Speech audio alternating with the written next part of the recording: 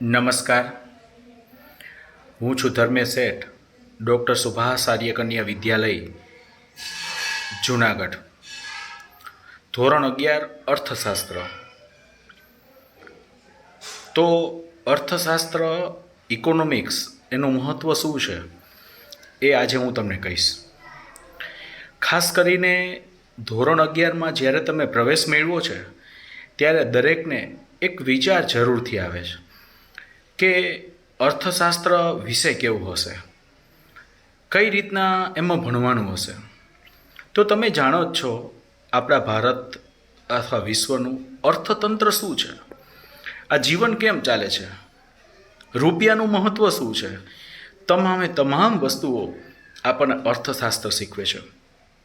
અર્થશાસ્ત્ર ભવિષ્યમાં આપણે કેવા પગલાં લેવા જોઈએ, ભવિષ્યમાં આપણે બચત કેટલી કરવી જોઈએ કે જેથી આપણને ભવિષ્યમાં સારી એવી કમાણી થઈ શકે. સાથે સાથે બીજી બાબત કહું તમને કે ભવિષ્યમાં આપણે એવા કેવા નિર્ણયો લેવા કે જેથી આપણે સરસ મયાની ખરીદી કરી શકીએ. આવી તમામ બાબતો જે છે એ અર્થશાસ્ત્ર શીખવે છે. સાથે સાથે આર્થિક બાબત તો ખરી જ. એક બીજી બાબત તમને કહું, અર્થશાસ્ત્રમાં આપણે સૌ પ્રથમ પરીક્ષામાં શું ઉપયોગી છે એ હું તમને જણાવું. ભવિષ્યમાંનું મહત્ત્વ શું છે. CS કોઈ પણ લેવલે તમે જાઓ, BBA MBA કે નાણાકીય લેવલે કોઈ પણ ફાઇનાન્સને એવા કોર્સિસ કરો ત્યારે કોમર્સમાં અર્થશાસ્ત્ર ખૂબ જ જરૂરી અને અગત્યનો વિષય છે. વિદ્યાર્થીઓ ખાસ કરીને અર્થશાસ્ત્ર જ્યારે આપણે આજે શરૂઆત કરીએ છીએ ત્યારે ચોક્કસ એક ઇન્ટરેસ્ટિંગ સબ્જેક્ટ છે, તો આપણે આજે એની શરૂઆત કરવાના છીએ. તો અર્થશાસ્ત્રની શરૂઆતમાં આપણે ખાસ કરીને એના વિષય પ્રવેશ વિશે આપણે અભ્યાસ કરીશું. તો વિષય પ્રવેશમાં ખાસ કરીને ટોટલ મેં તમને કીધું એમ કે ટોટલ આપણે 11 ચેપ્ટરો છે, જેમાં સૌપ્રથમ વિષય પ્રવેશ, બીજું છે મૂળભૂત ખ્યાલો અને સંકલ્પનાઓ, ત્રીજું છે માંગ વિશે તમે જુઓ તો તમે જાણો છો કે આપણે જો માંગ હોય, માંગ કેટલી જરૂરી છે કોઈ પણ ગ્રાહકોની, એના ઉપરનું આખું ચેપ્ટર છે. માંગ કેટલી છે, એના સામે પુરવઠો કેટલો રાખવો જોઈએ એ પણ અગત્યની વસ્તુ છે. આવક અને ખર્ચના ખ્યાલો ચેપ્ટર નંબર 5, આવક કેટલી કરવી, ખર્ચ કેટલી કરવી, એ આવક કેટલી હોવી જોઈએ, તેની સામે ખર્ચ કેટલો રાખવો જોઈએ, તેવી તમામે બાબતો જે છે એ હોવી જોઈએ. બજાર, ભારતીય અર્થતંત્ર, આર્થિક સુધારાઓ, રાષ્ટ્રીય આવક, અંદાજપત્ર, આર્થિક વિચારો ચેપ્ટર નંબર 11, આ બધી બાબતો જે છે એ આપણે ધોરણ 11માં ભણવાનું છે. ખૂબ જ સરળ અને સહેલો સબ્જેક્ટ, પણ ઇન્ટરેસ્ટિંગ સબ્જેક્ટ. બરાબર, થોડુંક રસપ્રદ છે, કારણ કે જે સબ્જેક્ટમાં કંઈક મહત્ત્વ હોય એ સબ્જેક્ટ આગળ જતાં ખૂબ ઉપયોગી હોય જ છે. બરાબર છે. તો હવે આપણે ચેપ્ટર નંબર 1ની શરૂઆત કરીશું. આ મેં તમને પ્રસ્તાવના કીધી કે અર્થશાસ્ત્ર કઈ રીતના જરૂરી છે. બહુ જ ઇન્ટરેસ્ટિંગ સબ્જેક્ટ છે, જોજો તમને ખૂબ મજા આવશે. અને કેવો આપણે મહત્ત્વ છે ને એ તમને આ ચેપ્ટર અને આ વિષયમાં તમને ખ્યાલ આવશે. બરાબર છે. ધોરણ 11 અર્થશાસ્ત્ર વિષય પ્રવેશ, એમાં ખાસ કરીને આજે આપણે ભણીશું પ્રસ્તાવના. માનવી બુદ્ધિશાળી પ્રાણી છે, તેથી તે પોતાની આસપાસની પરિસ્થિતિનું વિશ્લેષણ કરી શકે છે અને વર્ગીકરણ કરી શકે છે. માનવ જીવન સુખરૂપ ચાલે તે માટે આપણે વ્યવસ્થાઓ ઊભી કરી છે, જેમ કે અર્થવ્યવસ્થા, રાજવ્યવસ્થા અને અર્થવ્યવસ્થા. સમાજ વ્યવસ્થા, રાજવ્યવસ્થા અને અર્થવ્યવસ્થા. શું કહેવા માગે છે? સમાજ વ્યવસ્થા તમે જાણો છો કે આપણે દરેકમાં કોઈના ઘરે આવવું જવું, એ બધી સમાજ વ્યવસ્થા છે. રાજ્ય વ્યવસ્થામાં રાજ્યની બધી વ્યવસ્થાઓ જે છે, અને અર્થવ્યવસ્થા એટલે કે આ બધા રાજ્યોને ચલાવવા માટે સાથે સાથે અર્થતંત્રની પણ ખાસ ખૂબ જરૂરી છે. કોની પાસે કેટલા પૈસા, કયા રાજ્યમાં કેટલી જરૂરિયાત છે, એ બધી બાબતો જે છે એ ખાસ કરીને જરૂરિયાત છે. આ વ્યવસ્થાઓને સમજવા માટે તે પેઢી દર પેઢી ચલાવવા માટે તથા વ્યવસ્થામાં ઊભા થતા પ્રશ્નો અને સમસ્યાના ઉકેલ માટે માણસે વિવિધ શાસ્ત્રોની રચના કરી છે. આ યાદ રાખજો કે સમાજ વ્યવસ્થા, રાજ વ્યવસ્થા અને અર્થવ્યવસ્થા આ બધી બાબતો જે છે એ ખૂબ જરૂરી છે જીવન ચલાવવા માટે. આદિ યુગમાં માણસ કેટલાક પ્રશ્નો અને સમસ્યાને ઉકેલ લડાઈ કે યુદ્ધ દ્વારા ચલાવતો. પણ પહેલાં જોજો, પહેલાં કંઈ ખબર ન પડતી. માણસોને જ્યારે કંઈક જરૂર હોય, પ્રશ્નો હોય તો સમસ્યાના ઉકેલ માટે શું કરે? લડાઈ, યુદ્ધ કરે. પ્લસ પૈસાની જરૂર હોય ને, તો માણસોને પૈસાની જરૂર હોય તો શું કરતા? આ જ બધી બાબતો. પૈસાની જરૂર હોય તો પણ માણસને એક જ વસ્તુ કે એકબીજા પાસે પૈસા તો કંઈ હતા નહીં, એટલે શું છે, વિનિમય પ્રથા હતી. માની લો કે ઘઉં ખેડૂત હોય તો એ ઘઉં બીજાને દઈ આવે, એની સામે લોઢાનો કોઈ કારીગર હોય તો એની પાસે કંઈક એની વસ્તુ જોતી હોય તો એ લઈ આવે. આવી વ્યવસ્થાઓ હતી અને લડાઈ, યુદ્ધ દ્વારા ચલાવતો. પરંતુ જેમ જેમ સમજણ વિકાસ થયો, સમસ્યાનો ઉકેલ શાસ્ત્રો દ્વારા, બુદ્ધિપૂર્વકની ગણતરીઓ દ્વારા ચલાવતો થયો. અર્થશાસ્ત્ર આ રીતે માનવીની આર્થિક સમસ્યાના ઉકેલ માટે તથા માનવીના આર્થિક વર્તનનો અભ્યાસ કરતું શાસ્ત્ર છે. અર્થશાસ્ત્ર શું છે? માનવીની આર્થિક સમસ્યાઓના ઉકેલ માટે તથા માનવીની આર્થિક વર્તનનો અભ્યાસ કરતું શાસ્ત્ર એટલે અર્થશાસ્ત્ર કહેવાય છે. તો કે અર્થશાસ્ત્રનો અર્થ આપણે ભણીએ. અર્થશાસ્ત્રનો સાદો અર્થ છે અર્થનું શાસ્ત્ર. સંસ્કૃત શબ્દ પરથી, અર્થ પરથી આ શબ્દ ઉતરી આવ્યો છે. તમને વિકલ્પમાં પૂછાય તો પણ આવા જ પ્રશ્નો પૂછાય કે અર્થશાસ્ત્ર શબ્દનો સાદો અર્થ છે અર્થનું શાસ્ત્ર. તો સંસ્કૃત શબ્દનો અર્થ પરથી આ શબ્દ ઉતરી આવ્યો. બરાબર. સંસ્કૃતમાં અર્થ શબ્દ અનેક અર્થ છે, જેમ કે ઉદ્દેશ્ય, કશુંક મેળવવું, આર્થિક અર્થ સાથે સુસંગત છે. બરાબર. તો એક જ વાત છે કે અર્થશાસ્ત્ર એટલે આર્થિક બાબતો છે, એ તમને ખ્યાલ આવી ગયો. અર્થ સંસ્કૃત શબ્દમાંથી ઉતરી આવ્યો તો અર્થ જે છે એ શબ્દને અનેક છે, જેમ કે કશુંક મેળવવું, આર્થિક અર્થ સાથે સુસંગત છે. આર્થિક શબ્દ ઇકોનોમિક્સ ગ્રીક શબ્દ ઓઇકોનોમિક્સ પરથી ઉતરી આવ્યો છે. આવો પણ પ્રશ્ન પૂછાય તો પણ તમને આવડી જાય.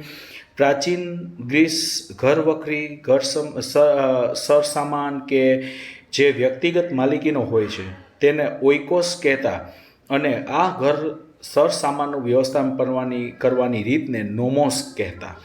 બરાબર છે. ઇકોનોમિક્સ એટલે એવો શબ્દ પડ્યો. બરાબર. મેં તમને કીધું એ બહુ મહત્ત્વનો શબ્દ છે. પ્રાચીન ગ્રીસ ઘર વખરી, બરાબર છે, સરસામાન કે વ્યક્તિગત માલિકીનું હોય છે, ઓઇકોસ કહેતા, અને આ શબ્દ સરસામાનનું વ્યવસ્થાપન કરવાની રીતને નોમોસ કહેતા. અર્થશાસ્ત્રનું ભારતીય ચિંતન. હવે 1.2 આપણે ભણીએ અર્થશાસ્ત્રનું ભારતીય ચિંતન. ભારતમાં સભ્યતા અને સંસ્કૃતિનો ઇતિહાસ આશરે 5000 વર્ષથી વધુ વર્ષ જૂનો છે. માટે જ ભારતીય તત્વચિંતનમાં માનવ જીવનના વિવિધ પાસાનો અભ્યાસ અને માર્ગદર્શન જોવા મળે છે. બરાબર છે. તો કે મેં તમને કીધું એમ કે ભારતમાં સભ્યતા અને સંસ્કૃતિનો ઇતિહાસ જે છે એ 5000 વર્ષ જૂનો છે. આ કાંઈ અત્યારથી ચાલ્યું આવતું નથી. તમે જાણો છો કે આપણે આ બધી બાબતો ધર્મ, અર્થ, કામ, મોક્ષ આ 4 પુરુષાર્થ છે જે માણસે કરવાના હોય છે. માનવ જીવનમાં આ 4 મુખ્ય ઉદ્દેશ્ય છે, જેમાંથી અર્થ માટે કરવામાં આવતી પ્રવૃત્તિ સાથે અર્થશાસ્ત્રને લેવા દેવા છે. બાકી કાંઈ લેવા દેવા નથી. જોજો, અત્યારે માણસને માત્ર ને માત્ર એક આર્થિક બાબતોની ખૂબ જ જરૂર છે. તમે કે હું, આપણે દરેકે દરેક વ્યક્તિને આપણે સમાજ વ્યવસ્થામાં જીવીએ જ છીએ, કાંઈ વાંધો નથી. કોઈ સાથે વાત કરવી, કોઈ ઘરે જવું, બેસવું, કરવું, બધી, પણ એનાથી જીવન નથી ચાલતું. એ તમે ને હું બધાય જાણીએ છીએ. તો કેનાથી જાણે છે, કેનાથી ચાલે છે આ અર્થવ્યવસ્થા? તો કે પૈસાથી, નાણાંથી. તો કે નાણાંનું જે તંત્ર ચલાવવું. એક જ તમને એક ઉદાહરણ આપું કે તમારા પપ્પાએ અથવા તો તમારા વડીલે તમને પૈસા આપ્યા 100 રૂપિયા અને એમ કીધું કે આ વસ્તુ લઈ આવજે, આ બધી ઘરની અમુક લિસ્ટ આપ્યું.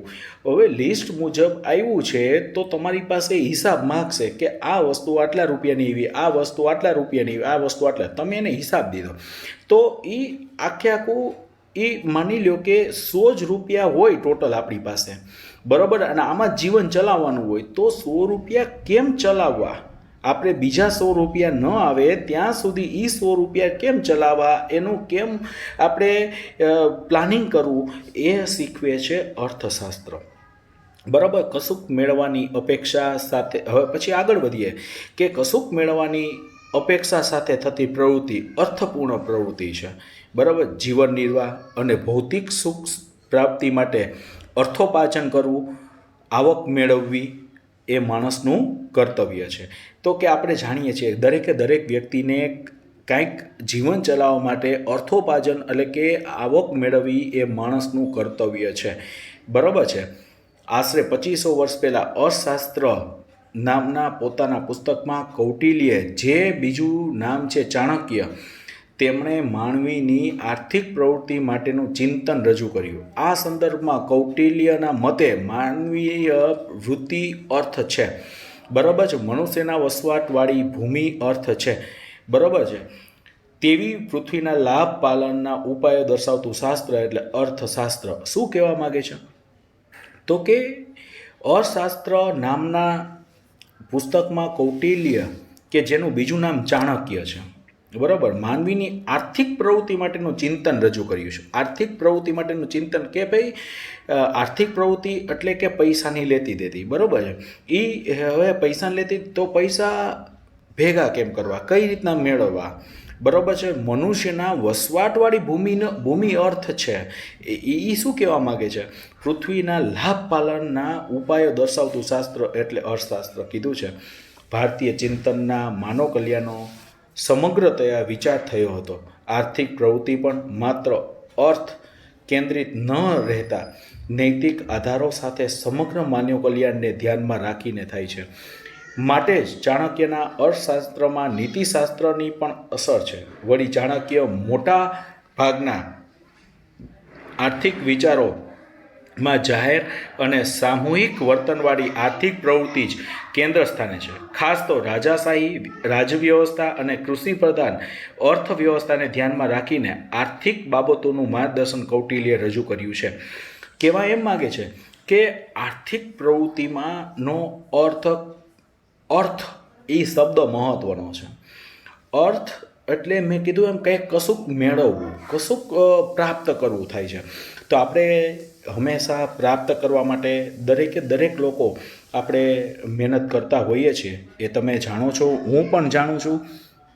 આપણે દરેક વ્યક્તિ દોડાદોડી કરીએ છીએ. શું કામ? તો કે આપણું જીવન ચલાવવા માટે. બરાબર, અર્થાત આવક મેળવવા માટે આપણે કેટલીક મહેનત કરીએ છીએ. આ બધું અર્થશાસ્ત્ર. હવે આવક મળી ગઈ ત્યાર પછી એ ખર્ચ કઈ રીતના કરવો એ પણ બધું અર્થશાસ્ત્ર આપણને શીખવે છે. પશ્ચિમમાં અર્થશાસ્ત્રનો ઉદ્ભવ અને વિકાસ કેમ થયો એ આપણે આગળના લેક્ચરમાં ભણીશું. એ પહેલાં હું તમને અર્થશાસ્ત્ર વિશેની થોડીક વાત કરું. અર્થશાસ્ત્ર વિદ્યાર્થીની બહેનો આપણે ખૂબ જ જરૂરી છે. કારણ કે ભવિષ્યમાં તમારે કોઈ પણ કોમ્પિટિટિવ એક્ઝામ કે કોઈ પણ જીપીએસસી લેવલે તમે કોઈ પણ આગળ વધશો તો અર્થશાસ્ત્ર તમારા માટે ખૂબ જ જરૂરી છે.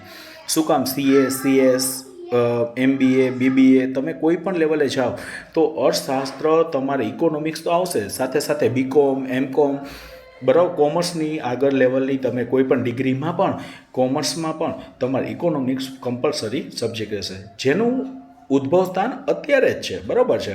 તો આપણે અહીંયા સુધી રાખશું અને તમે આ જ મેં જે PDF મોકલી છે એનો પણ તમે અભ્યાસ કરી લેજો, એટલે તમને આ આગળના લેક્ચરમાં તમને ભણવાની મજા આવે. બરાબર. તો અત્યાર સુધી જેટલું મેં કરાવ્યું એકવાર વાંચી લેજો.